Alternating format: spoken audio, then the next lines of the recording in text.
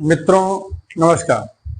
Third eye and soul YouTube channel से मैं professor Arvind नाथुरारी बोल रहा हूं।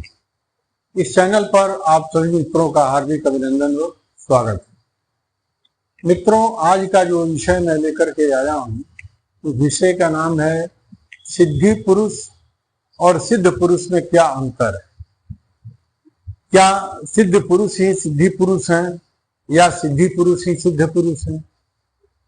यह बहुत ही बारीकी तथ्य इसमें छिपे हुए हैं।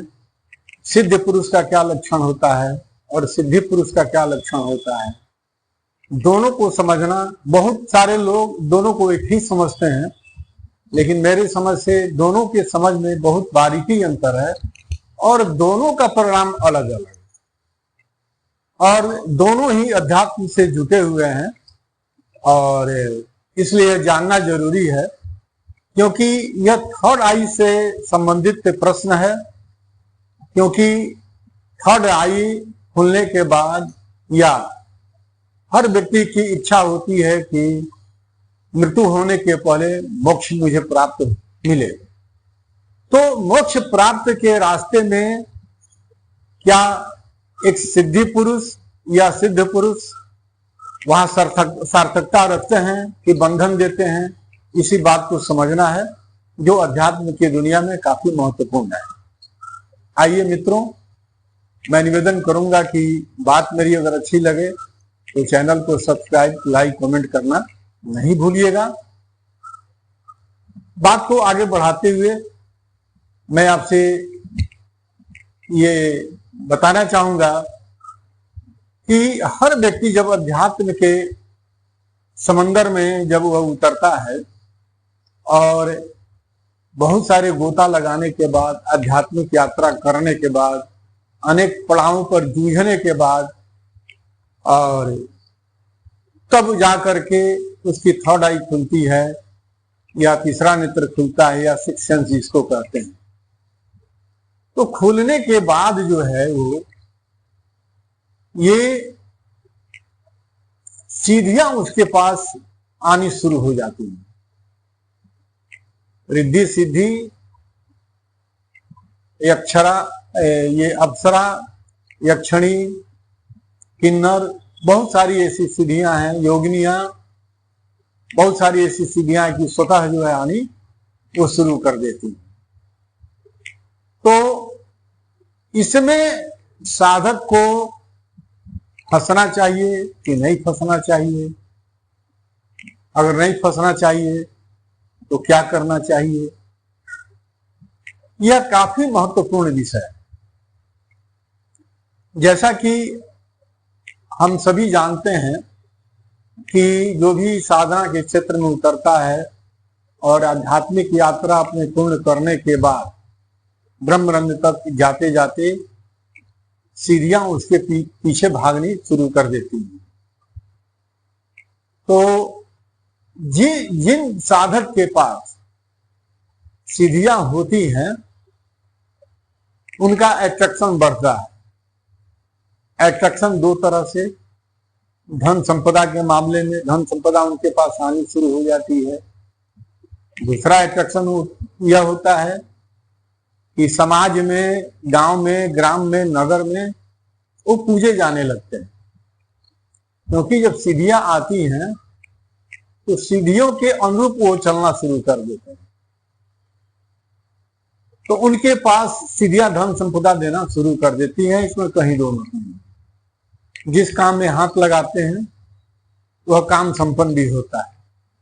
किसी के घर संबंधित, किसी के व्यक्तिगत समस्याओं के संबंधित,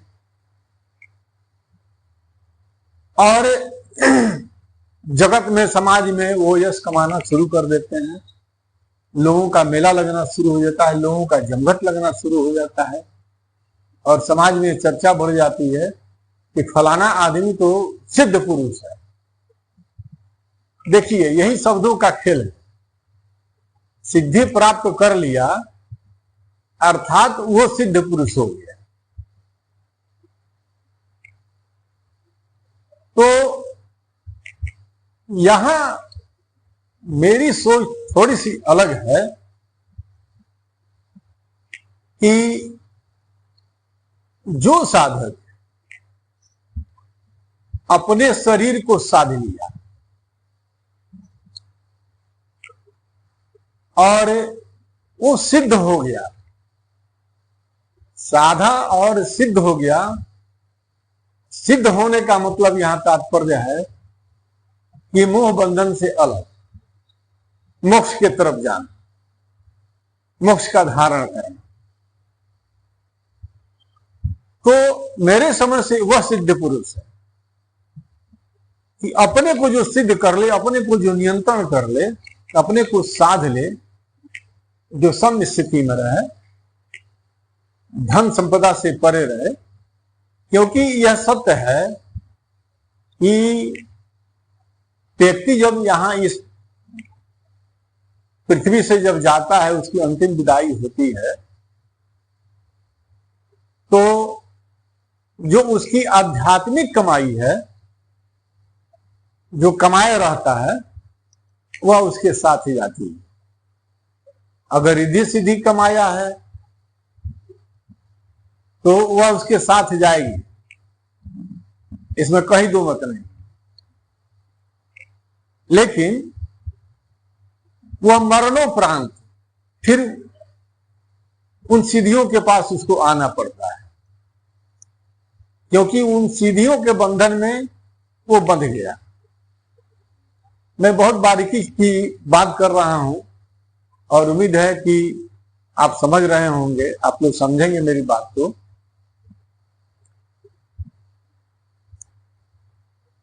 जैसा कि कहा जाता है कि चले थे हरि भजन को ओटन लगे कपार, ऐसा कुछ है मुहावरा। अर्थात मोक्ष के लिए चले थे, मोक्ष की साधना करने के लिए चले थे, और मनुष्य योनि है भी, क्योंकि 84 लाख योनियों का भ्रमण करने के बाद तब मनुष्य योनि मिलता है। अध्यात्म यही कहता है, शास्त्र यही कहते हैं, संत हमारे यही कहते हैं। तो मनुष्य योनि में आने का मतलब है कि मोक्ष की प्राप्ति करना, बंधन से छुटकारा पाना। बंधन राशि, सात्विक, तामसिक 3 तरह के होते हैं। तीनों बंधन से मनुष्य को अलग जाना है, जीव को अलग जाना है। तो फिर अगर साधक इन सिद्धियों में लग गया, सिद्धियों के साथ साथ सिद्धियों का कहना मानना शुरू किया और उनके मोह बंधन में आ गया, इनके फेरे में पड़ गया, तो फिर उसको पुनर्जन्म लेना पड़ेगा। तो ऐसे लोगों को मेरे समझ से सिद्धि पुरुष कहते हैं कि सिद्धि इनको मिल गई, और जो इन बंधनों से अलग हट करके चला गया, छुटकारा पा लिया, अर्थात किसी बंधन में नहीं जकड़ा, वो सम स्थिति में चला गया, तो वह साध लिया ना। वह जो साध लिया वो सिद्ध पुरुष है। अर्थात वह ईश्वर के शरण में चला गया, उसे किसी चीज की आवश्यकता नहीं। और यह भी सत्य है कि यक्षणी हो, अप्सरा हो, किन्नरी हो, भूत प्रेत, जो भी निगेटिव पॉजिटिव जो भी होते हैं, वो भी आते हैं सिद्ध पुरुषों के पास। तो सिद्ध पुरुषों के पास आते हैं, उनका भी कहना मानते हैं, उनकी आज्ञा बजाते हैं। लेकिन जो सिद्धि पुरुष होते हैं, इनका कहना वो मानते हैं। दोनों में यह बारीकी अंतर है। यहां सिद्ध पुरुष जो आज्ञा देगा, भाई करना है तो कर दो, किसी के भला करना है तो कर दो, तो वो भी करते हैं। ऐसा नहीं है कि नहीं करते हैं, उनकी भी बात मानते हैं, उनका भी काम करते हैं। लेकिन सिद्ध पुरुष धन की लिप्सा नहीं रखता है कि मुझे इतना धन दिलवा दो, इतना इनका काम हो जाएगा तो मुझे इतना धन चाहिए। और सिद्धि पुरुषों को चाहिए। आप आज के दौर में देख रहे हैं, बहुत ऐसे अभी भारतवर्ष में सिद्धि पुरुष हैं जो घूम रहे हैं, मजमा लगा रहे हैं, धन संपदा उनके पास आ रही है, काफी बरस रहे हैं। भला करने के नाम पर उनके पास धनागमन हो रहा है। और सिद्ध पुरुष भारतवर्ष में पहले भी थे, जैसे देवराहा बाबा का नाम सुने। देवराहा बाबा, उनके पास भी सिद्धियां थी, आती थी, वो भी आज्ञा देते थे, लेकिन धन के लिए इच्छा में नहीं रहे। कभी वो गाड़ी घोड़ा पर कलकत्ता से मुंबई नहीं गए, वो गंगा के द्वारा ही चले जाते थे, गंगा में पैर रखते थे और चले जाते थे। वायुगमन सिद्धि थी उनके पास। तो वो सिद्ध पुरुष थे।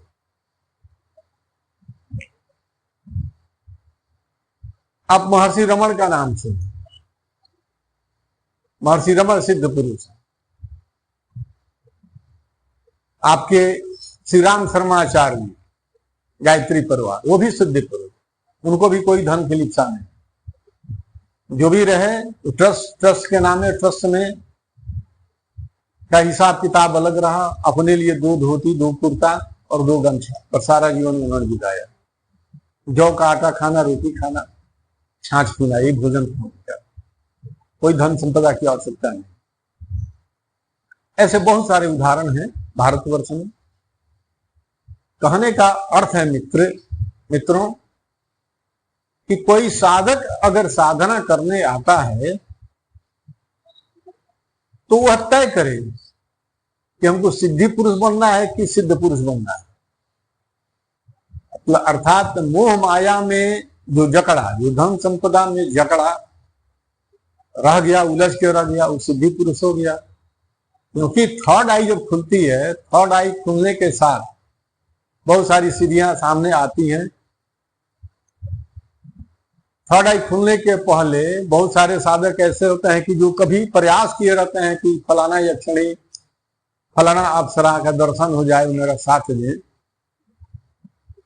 और वही जब उनको छोड़ देते हैं कि जाओ तुम्हारी जरूरत नहीं है, तो वही जब थर्ड आई खुलती है, उनके शस्त्रार्थ यात्रा पहुंचती है, आज्ञा चक्र तक पहुंचती है, वही जो सीढ़ियां फिर दौड़ी हुई आती हैं। सभी दर्शन देते हैं, ध्यान के दौरान सभी सीढ़ियां आती हैं, निगेटिव पॉजिटिव सभी आते हैं। और आपको तय करना है कि इनके मोह माया में, इनके चक्कर में पढ़ना है कि नहीं पढ़ना है, कैसे रहना है कैसे नहीं रहना है। मेरे मन में ये जो प्रश्न आया है, मेरे एक शिष्य हैं, वो एक्सिस बैंक में एडीएम रैंक के पदाधिकारी रहे। रात उन्होंने फोन की थी, फोन के दौरान बात हुई। उन्होंने कहा कि गुरुजी, मैं नाम नहीं रखना चाहता, उन्होंने कहा गुरुजी मुझे इतने दिन में ये सिद्धि प्राप्त हो जाएगी। तो मैंने कहा कि ऐसा क्यों? ये आप सिद्धि के लिए है कि साधना आपको करना है, सिद्धि प्राप्त करनी है कि सिद्ध होना है? आप बताइए। आप सिद्धि प्राप्त कीजिएगा तभी सिद्धि मिलेगी, आज सिद्ध होइएगा तभी सिद्धि मिलेगी। तो उनका था कि गुरुदेव दोनों में अंतर क्या है?